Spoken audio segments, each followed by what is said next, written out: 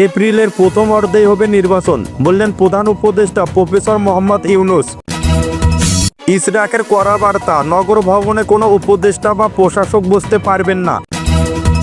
রুমিন ফারহানা মন্তব্য করেছেন, 10 মাসে উপদেষ্টাদের পিএস শত শত কোটি টাকা কামিয়েছেন। রাশেদ খান বললেন, জাতীয় পার্টি একটি বেইমান পার্টি। সব রেকর্ড ভেঙে পদ্মা সেতুতে একদিনে সর্বোচ্চ টোল আদায় হলো এই ঈদে। নিগেলেই আমি মেয়র, তাই দায়িত্ব পালন করলাম। জাতীয় ঈদগাহ পরিদর্শন শেষে ইসরাকের মন্তব্য। 2026 সালের এপ্রিলের প্রথমার্ধে অনুষ্ঠিত হবে ত্রয়োদশ জাতীয় সংসদ নির্বাচন, এমন ঘোষণা দিলেন অন্তর্বর্তী সরকারের প্রধান উপদেষ্টা ডক্টর মোহাম্মদ ইউনূস।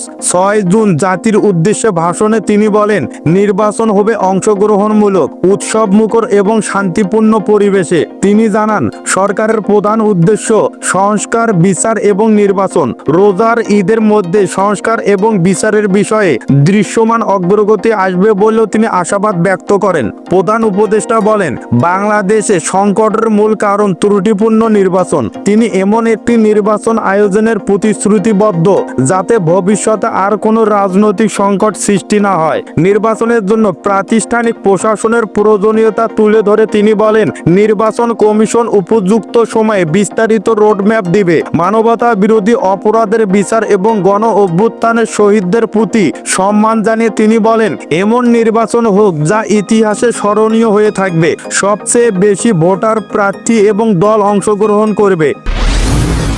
বিএনপির সিনিয়র যুগ্ম মহাসচিব রুহুল কবির রিজভী বলেছেন, দেশে এখন চারদিকে ফ্যাসিস্টদের বৈচিত্র্যময় উপস্থিতি। অন্তর্বর্তী সরকার জনগণের প্রত্যাশা পূরণে ব্যর্থ।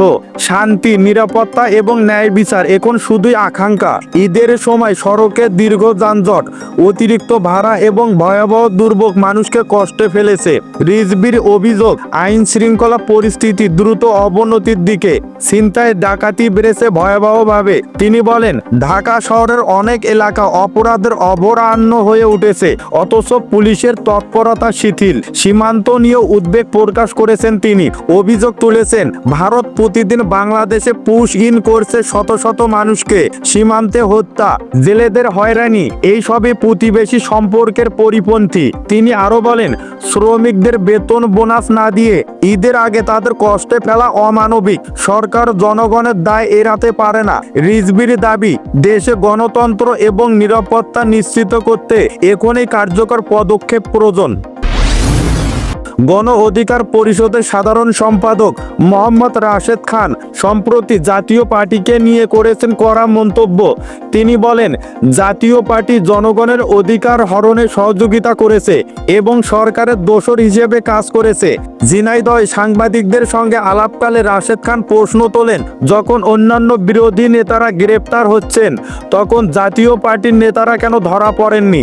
তিনি দাবি করেন, এতে প্রমাণ হয় জাতীয় পার্টিকে সরকার প্রোটেকশন দিয়েছিল। রাশেদ খানের ভাষ্য অনুযায়ী দেশের মানুষ চায় না এই দল আবার রাজনীতিতে ফিরুক। তিনি বলেন, 5 আগস্ট জনগণ একটি ঐতিহাসিক সিদ্ধান্ত নিয়েছে যা এখন বাস্তবায়নের অপেক্ষায়। সরকার যদি জাতীয় পার্টিকে নির্বাচনে আনার চেষ্টা করে তবে জনগণ তাতে সাড়া দেবে না। তিনি আরও জানান, আওয়ামী লীগের মতো জাতীয় পার্টির বিরুদ্ধে তাদের জিরো টলারেন্স নীতি বজায় থাকবে। জাতীয় রাজনীতিতে এই দলকে আর জায়গা দেওয়া ঠিক হবে না বলে মন্তব্য করেন তিনি। বিএনপির নেতা ইশরাক হোসেন জানিয়েছেন, তিনি এখনও ঢাকা দক্ষিণ সিটি কর্পোরেশনের আইনগত মেয়র। ঈদগাহ ময়দান পরিদর্শন শেষে সাংবাদিকদের তিনি বলেন, পরবর্তী নির্বাচিত মেয়র দায়িত্ব গ্রহণ করা না পর্যন্ত তিনি লিগেলি মেয়র পদে রয়েছেন। তার ভাষায়, শপথ কে নিল বা কে নিল না সেটা তাদের ব্যাপার, কিন্তু কাগজে কলমে তিনি মেয়র। ইশরাক জানান, নগর ভবনে কোনো প্রশাসক বা উপদেষ্টা বসানোর প্রয়োজন নাই। যদি কোনো প্রশাসনিক জটিলতা দেখা দেয় তবে বিপ্লবী ঢাকা কাউন্সিল গঠন করে শহরের কার্যক্রম সামরিকভাবে চালিয়ে নেওয়া হবে। এই কাউন্সিলে থাকবে সাবেক কাউন্সিলর, ভোটার, শিক্ষক এবং সমাজের গণ্যমান্য ব্যক্তিরা। তিনি বলেন, এই শহরের জন্য তার দায়বদ্ধতা থেকেই ঈদগাহ পরিদর্শনে এসেছেন, যা একটি রুটিন কাজ। বিএনপির আন্তর্জাতিক বিষয়ক সম্পাদক ব্যারিস্টার রুমিন ফারহানা অভিযোগ করেছেন, বর্তমান সরকারের উপদেষ্টাদের পিএসরা মাত্র 10 মাসে শত শত কোটি টাকা আয় করেছেন। একটি টেলিভিশন টকশোতে অংশ নিয়ে তিনি বলেন, রাজনীতিবিদরা যেখানে 15 বছরে যে সম্পদ গড়ে তোলেন, সেখানে এই পিএসরা তা মাত্র কয়েক মাসে করে ফেলেছেন। রুমিনের ভাষায়, যাদের ফেরেশতা ভাবা হচ্ছিল তাদের পিএসরা যেন ইবলিশের মতো আচরণ করছে। তিনি অতীতের প্রসঙ্গ টেনে বলেন, একজন পিএসের কারণে প্রবীণ রাজনৈতিক সুরঞ্জিত সেনগুপ্তকে জীবনের শেষ সময়ে অনেক অপবাদ সহ্য করতে হয়েছিল, কিন্তু আজ যাদের নেই কোনো রাজনৈতিক বা সামাজিক ভিত্তি, তারাই রাষ্ট্রীয় সুবিধা নিয়ে বড়লোক হয়ে যাচ্ছেন। তিনি আরও বলেন, রাজনীতিবিদদের অন্তত জনগণের মুখোমুখি হতে হয় যাদের একটা দায় থাকে, কিন্তু উপদেষ্টারা এমন এক শ্রেণী যারা পরবর্তীতে বিদেশে চলে যাবেন, যাদের কোনো দায়বদ্ধতা নেই। পদ্মা সেতুতে টোল আদায়ের নতুন রেকর্ড। 5 জুন বৃহস্পতিবার এই দিনে আদায় হয়েছে সর্বোচ্চ 5,43,48,000 টাকা। এই দিনে আদায় হয়েছে সর্বোচ্চ 5,43,48,000 টাকার টোল। সেতু চালুর পর এটি একদিনে সবচেয়ে বেশি টোল আদায়ের রেকর্ড। এই 24 ঘন্টায় পদ্মা সেতু পার হয়েছে 52,487টি যানবাহন। এর মধ্যে শুধু মাওয়া প্রান্ত দিয়েই গেছে 35,985টি গাড়ি, যেখানে টোল আদায় হয়েছে 3,16,00,000 টাকার বেশি। সেতু কর্তৃপক্ষ জানায়, পবিত্র ঈদুল আজহার 10 দিনের ছুটির প্রথম দিনেই এই রেকর্ড হয়েছে। ঈদে ঘরমুখো মানুষের নির্বিঘ্ন যাত্রায় পদ্মা সেতু এখন দেশের গুরুত্বপূর্ণ যোগাযোগ মাধ্যম। এর আগে 2024 সালের 9 এপ্রিল ছিল সর্বোচ্চ টোল আদায়ের রেকর্ড, 4,89,00,000 টাকা। আর 2022 সালের 26 জুন উদ্বোধনীর দিনেই পার হয়েছিল 51,316টি যানবাহন। এখন পর্যন্ত মোট টোল আদায় হয়েছে 2,452 কোটি টাকার বেশি, আর গাড়ি পারাপার হয়েছে প্রায় 1,90,00,000 টাকা।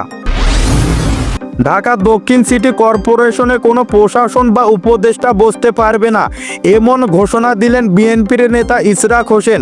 জাতীয় ঈদগাহ ময়দানে পরিদর্শনে এসে তিনি জানান, প্রয়োজনে বিগত কাউন্সিলর, ভোটার এবং শিক্ষা প্রতিষ্ঠানের প্রধানদের নিয়ে গঠন করা হবে বিপ্লবী নগর কাউন্সিলর, যা সামরিকভাবে নগর পরিচালনায় ভূমিকা রাখবে।